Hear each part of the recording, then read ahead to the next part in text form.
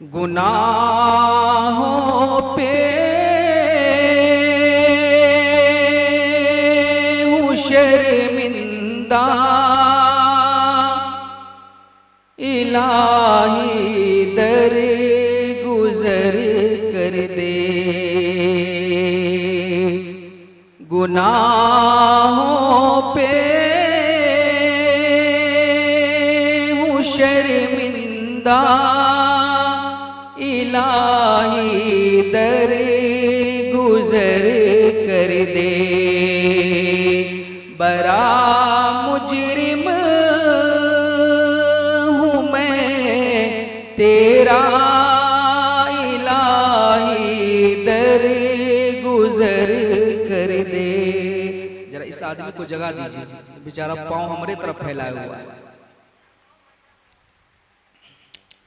बड़ा मुजरिम हूँ मैं तेरा, इलाही दर गुजर कर दे।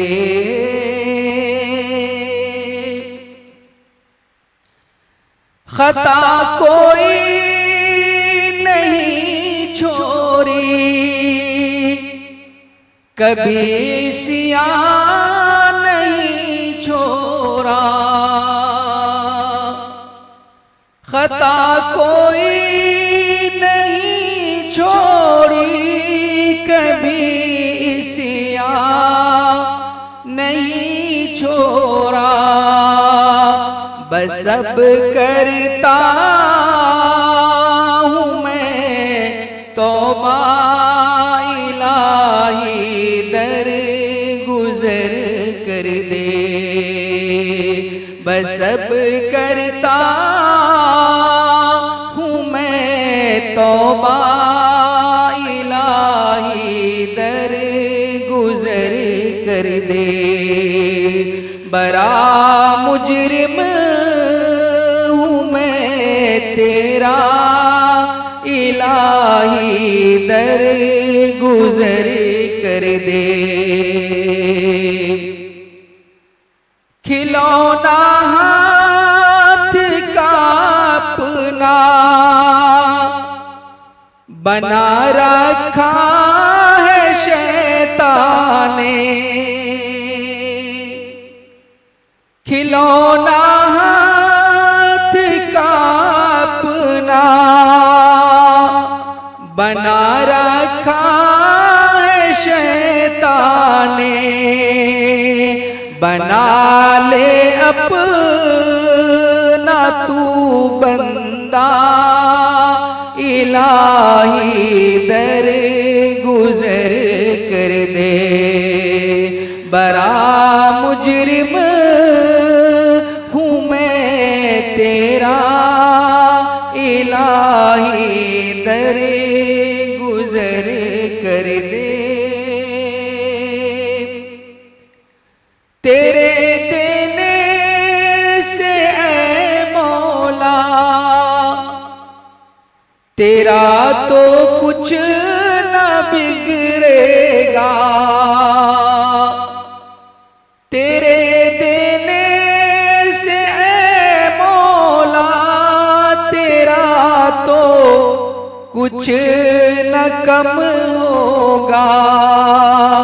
मगर बन जाएगा मेरा, इलाही दर गुजर कर दे। बड़ा मुजरिम हूँ मैं तेरा, इलाही दर गुजर कर दे। आपकी ज़हनी बेदारी के लिए मैंने 2-4 बंद पेश कर दिया है, वरना ये नज़म तो काफ़ी लंबा है। मैंने कुरान करीम की एक आयत करीमा आपके सामने पढ़ने का शर्फ हासिल किया है, और उसी आयत के ताल्लुक से कुछ बातें मैं आपके सामने रखने की कोशिश करूंगा। हमसे बड़े और मुअज़्ज़ज़ उलमा किराम यहाँ तशरीफ रखते हैं, इंशाअल्लाह उनका खिताब आप लोगों को सुनना। समाज और माशरे में अभी औलाद की तरबियत की कितनी जरूरत है, इसको हम सभी लोग अच्छी तरह महसूस करते हैं। आज हर आदमी बेचैनी का शिकार, सब किसी न किसी तरीके से अपने औलाद के बेरा रवि के शिकार हो जाने की शिकायत लोगों के सामने कर रहे होते। अभी आपने शेख साबिर आदिल मदनी से तालीम के ताल्लुक से गुफ्तगू आपने सुनी है, और मैं कुछ तरबियत के ताल्लुक से आपको सुनाने की कोशिश करूंगा। अल्लाह तबारक व तआला ने कुरान करीम के इसी आयत के अंदर बयान फरमाया, या अय्युहल्लज़ीना आमनू कू अनफुसकुम व अहलिकुम नारा, ऐ ईमान वालो तुम अपने आप को पहले जहन्नम के अजाब से बचाने की कोशिश करो। तुम खुद पहले बचो। एक माहौल को बेहतर बनाने के लिए एक अच्छी तरबियत की जरूरत पड़ती है, और अच्छी तरबियत कोई इंसान उसी वक्त दे सकता है जबकि वो खुद भी तरबियत याफ्ता हो। अगर तरबियत याफ्ता इंसान खुद नहीं है तो वो दूसरे को क्या तरबियत देगा? पहले जरूरत है कि इंसान अपनी तरबियत का ख्याल रखे। आज उठने वाली उंगली दूसरों पर ज्यादा होती है और अपने पर कम। आज हमारे बच्चे बेरारवी की जो शिकार हैं, इसकी वजह यही है कि हम उसको अच्छी बात बतला रहे हैं जबकि हम अच्छी बात पर अमल करने की कोशिश नहीं करते। हमारी बच्चियां जो बेरारवी की शिकार हैं वो सिर्फ इसी वजह से कि हम उसको समझा तो रहे होते हैं लेकिन हम खुद उस पर अमल नहीं करते। अल्लाह तबारक व तआला ने हमें मुकल्लफ बनाया है। प्यारे हबीब जनाब मोहम्मद रसूलुल्लाह सल्लल्लाहु अलैहि वसल्लम बयान फरमाते हैं, कुल्लुकुम राइन व कुल्लुकुम मसऊलुन अन रइयतिही। हर आदमी अपने आप में कहीं न कहीं जिम्मेदार है। अगर आपके औलाद हैं, आपकी बीवी है, आपके बच्चे हैं, आप उसके जिम्मेदार हैं, और आपको आपकी जिम्मेदारी के ताल्लुक से क़यामत के दिन जरूर पूछा जाएगा। लोगों, अगर तुम चाहते हो कि तुम्हारे औलाद अच्छे हो, तुम्हारे बच्चे अच्छे हो, तुम्हारी बच्चियां अच्छी हो, तुम्हारे घर का माहौल अच्छा हो, तो पहले तुम्हें अच्छा बनना पड़ेगा। अगर तुम अच्छा बन जाओगे तो यकीन मानो अल्लाह तबारक व तआला तुम्हारे घर के अंदर सुकून पैदा फरमा देगा। अल्लाह तबारक व तआला तुम्हारे घर के माहौल को बेहतर बना देगा, तुम्हारे बच्चे तरबियत याफ्ता हो जाएंगे। अल्लाह ताला कुरान के अंदर बयान फरमाता है, या अय्युहल्लज़ीना आमनू कू अनफुसकुम व अहलिकुम नारा। ऐ ईमान वालों तुम अपने आप को पहले जहन्नम के आज़ाब से बचाओ। जहन्नम के आज़ाब से बचने का सामान तैयार कर रखो। फिर उसके बाद में कहा वक़ूदुहा अन्नास वल हिजारा व अहलिकुम नारा फरमाया, और फिर अपने घर वालों को, अपने अहलो अयाल को, अपनी औलाद को, अपनी बेटियों को, अपने बेटों को, अपनी बीवियों को, अपनों बहनों को जहन्नम की आग से बचाने की कोशिश करो। कौन जहन्नम? ये वही जहन्नम है जिसके ताल्लुक से अल्लाह के नबी जनाब मोहम्मद रसूलुल्लाह सल्लल्लाहु अलैहि वसल्लम बयान फरमाते हैं कि वो जहन्नम जिसकी आग की गर्मी दुनिया के आग के मुकाबले में 69 गुना ज्यादा हो। जबकि दुनिया की आग को अगर देखा जाए, एक मिसाल के तौर पर, अगर अचानक किसी घर में आग लग जाए, अचानक किसी आदमी के घर में आग लग जाए और घर के सारे जो सामान को बाहर कर दिया जाए, आपके कैश को अलग कर दिया जाए, आपकी फ्रिज निकाल दी जाए, आपका सोफा निकाल दिया जाए, आपके सारे सामान निकल जाए, लेकिन अचानक दिमाग के अंदर एक बात आए कि मेरा छोटा सा बच्चा, मेरा मासूम बच्चा जो 6 साल का या 8 साल का है, वो अभी तक घर के अंदर फंसा हुआ है। सारा सामान इंसान भूल जाता है और उस बच्चे की फिक्र में लग जाता है, लोगों से गुहार लगाने लगता है, लोगों के सामने हाथ फैलाने लगता है कि मेरे भाइयों तुम मेरे बच्चे को इस लगने वाली, जलने वाली इस आग के अंदर से बचा लो, निकाल दो। ये अभी जो प्लेन हादसा हुआ है अहमदाबाद के अंदर, आपने सोशल मीडिया पर देखा होगा कि एक औरत जो उस कैंटीन के सामने, उस हॉस्पिटल और मेडिकल के सामने चाय की दुकान करती थी, सीधा पटनी नाम की जो औरत थी, उसका 14 साल का लड़का आकाश नाम का था। ये आकाश नाम का 14 साल लड़का जो अपनी माँ के लिए खाना लेकर आया था, और अचानक किसी दौरान हादसा होता है और उस आग में वो बच्चा बुरी तरीके से फंस जाता है। सीता पटनी रास्ते में दौड़ दौड़ कर किसी कार वाले को रोक रही है, ऑटो वाले को रोक रही है, लोगों से गुहार लगा रही है कि मेरा बच्चा फंस गया है, मेरे बच्चे को निकाल दो, मेरा बच्चा फंस गया है, मेरे बच्चे को निकाल दो, मेरा बच्चा फंस गया। आपने देखा होगा और इस तस्वीर ने और इस न्यूज ने लोगों को झिझोड़ कर रख दिया है मेरे बुजुर्गों दोस्तों। हालांकि ये दुनिया की आग है और दुनिया की आग की गर्मी साइंटिफिक के एतबार से सिर्फ मात्र 2000 सेंटीग्रेड, सिर्फ मात्र 2000 सेंटीग्रेड। और अल्लाह के नबी ने फरमाया कि दुनिया के आग के मुकाबले में जहन्नम की आग की जो गर्मी होगी वो 69 गुना ज्यादा होगी। अब अगर 2000 को 69 से भागा दिया जाए तो पता चलता है कि जहन्नम की आग की गर्मी 1,38,000 सेंटीग्रेड बन जाती है। मेरे भाई आप जरा बताओ कि 2000 सेंटीग्रेड वाली आग के अंदर तुम अपने बच्चे को जलना गवारा नहीं करते। तुम नहीं चाहते कि मेरा लाल जल जाए, मेरा बच्चा उसके अंदर जल जाए। लेकिन अंदाजा करो आज 2000 सेंटीग्रेड वाली आग में तुम अपनी औलाद को जलना गवारा नहीं करते। कल कयामत के दिन तुम्हारे नजरों के सामने तुम्हारे बच्चे को 1,38,000 सेंटीग्रेड वाली आग के अंदर डाला जाएगा। तुम अल्लाह के सामने क्या जवाब दोगे? अल्लाह ने फरमाया पहले अपने आप को तुम जहन्नम के आजाब से बचाओ, वाहलिकुम नारा, और अपने अहल व अयाल को बचाओ, बाल बच्चों को बचाओ। आज हमारे बच्चे कहां जा रहे हैं, हमारे नौजवान कहां जा रहे हैं, हमारी बच्चियां कहां जा रही हैं? न एक बाप पूछने के लिए तैयार है, न बेटा पूछने के लिए तैयार। माहौल इतना बिगड़ता चला जा रहा है कि जब हमारी कौम के लोगों के जगने का वक्त सुबह के 3 बजे होते हैं, हमारे कौम का अलमिया ये है कि उस वक्त हमारे नौजवान बच्चे सोने के लिए जाते हैं।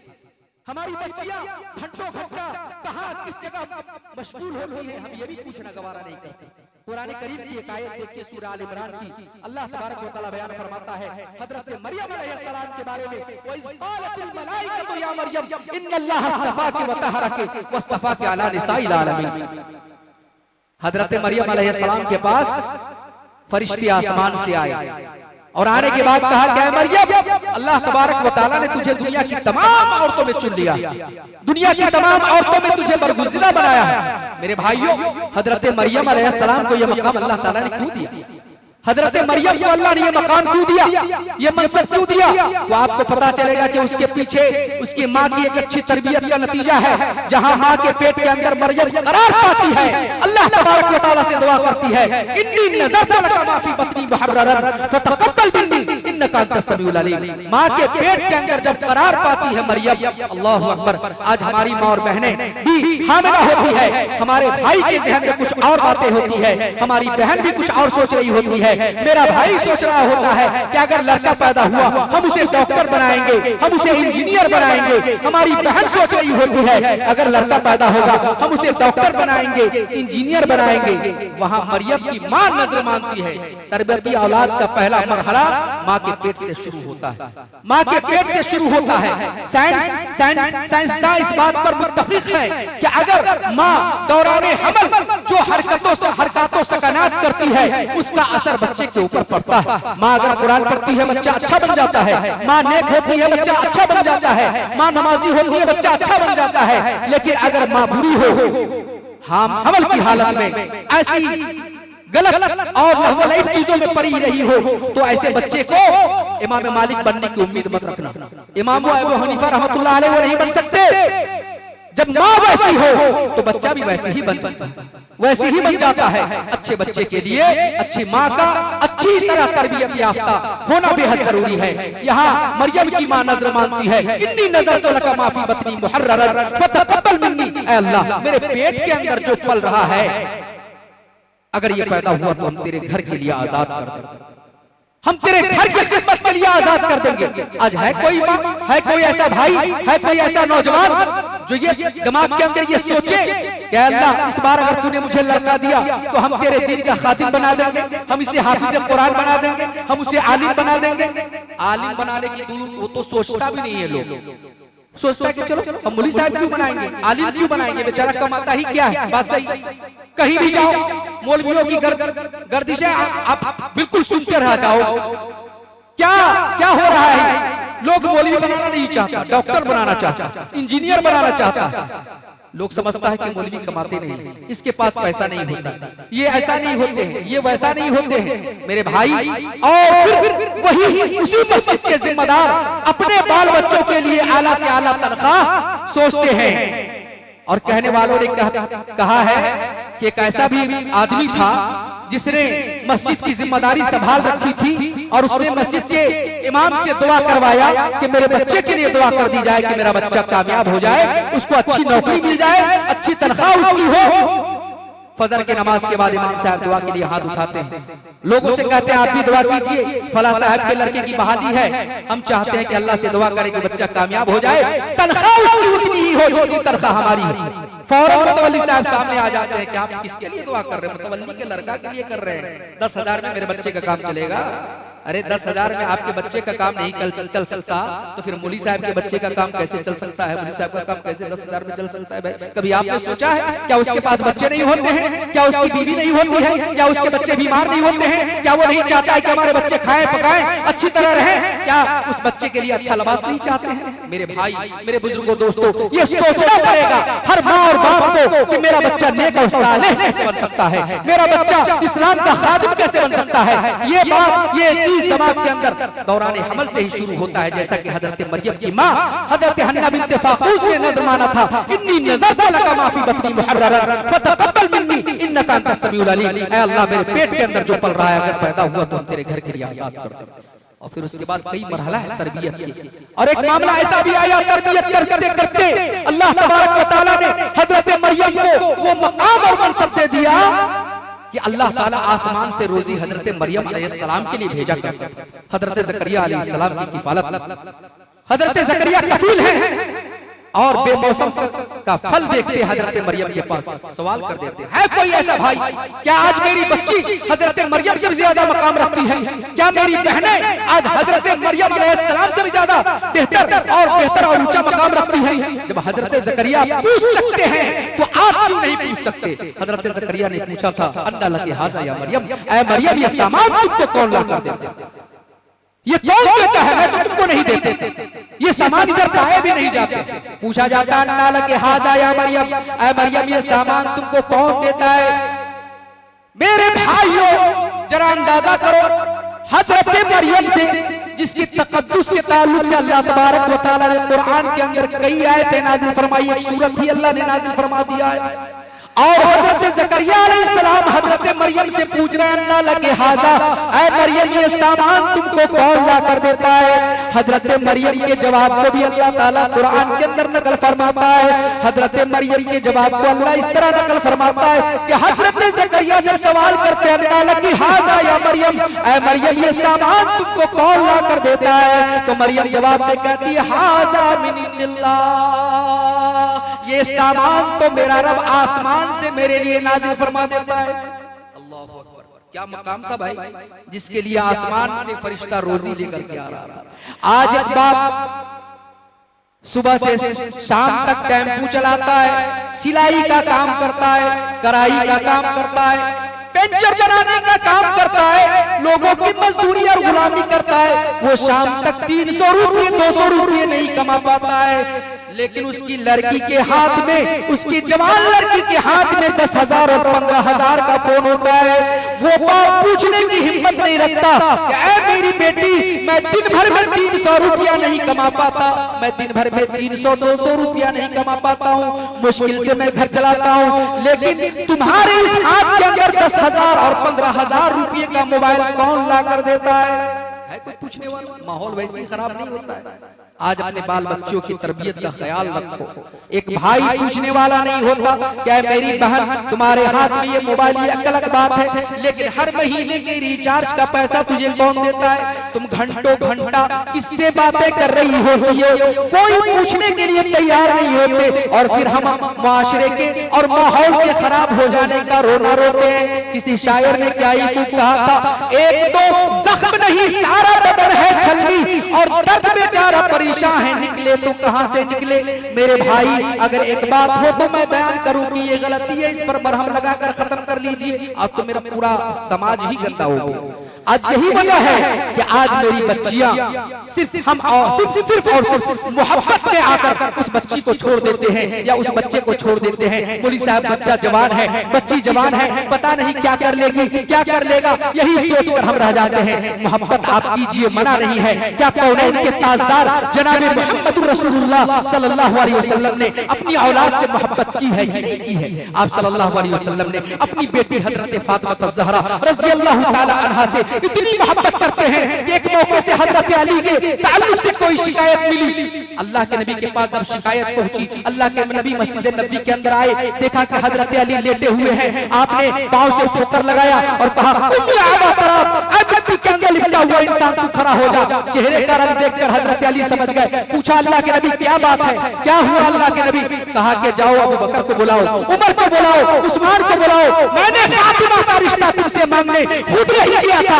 अबू बकर कह रहे थे कि अली से शादी कीजिए, उमर कह रहे थे कि अली से शादी कीजिए, इस वजह से मैंने अपने बच्ची की निकाह तुम्हारे साथ कर दी। अगर तुम चाहते हो कि तुम्हारे घर में अल्लाह के रसूल के दुश्मन की बेटी रहे, मोहम्मद की बेटी को तलाक दे दो। जज्बात मोहब्बत में अल्लाह के नबी ने हजरत फातिमा की तलाक का मुतालबा फरमाया, सिर्फ मोहब्बत की वजह से। और इतना ही नहीं, अल्लाह के नबी ने फरमाया फातिमा सिर्फ मेरी बेटी ही नहीं है बल्कि मेरे दिल का एक टुकड़ा भी है। और याद रखो, जिसने फातिमा को तकलीफ पहुंचाया गोया कि उसने मोहम्मद रसूलुल्लाह सल्लल्लाहु अलैहि वसल्लम को तकलीफ पहुंचाई। कितनी मोहब्बत। लेकिन जब कयामत में अल्लाह के हुजूर खड़े होने की बात आई, जहन्नम से डराने का मामला आया, आप भी तो कम से कम अपने बाल बच्चों को डराओ। सिर्फ मोहब्बत ही में हम खराब कर रहे हैं। कभी आपने उसके सामने बतलाया है कि कयामत में हम जर्रा बराबर काम नहीं आ सकते? कभी आपने बतलाया है कि कयामत में कोई किसी का काम नहीं आ सकता? उसके जो अमल है वो अमल के साथ खड़ा होगा। अल्लाह के नबी ने जब मोहब्बत की बात आई तो कायनात में सबसे ज्यादा मोहब्बत करके अल्लाह के नबी ने एक मिसाल पेश फरमा दिया कि फातिमा से मोहब्बत ही नहीं बल्कि फातिमा मोहम्मद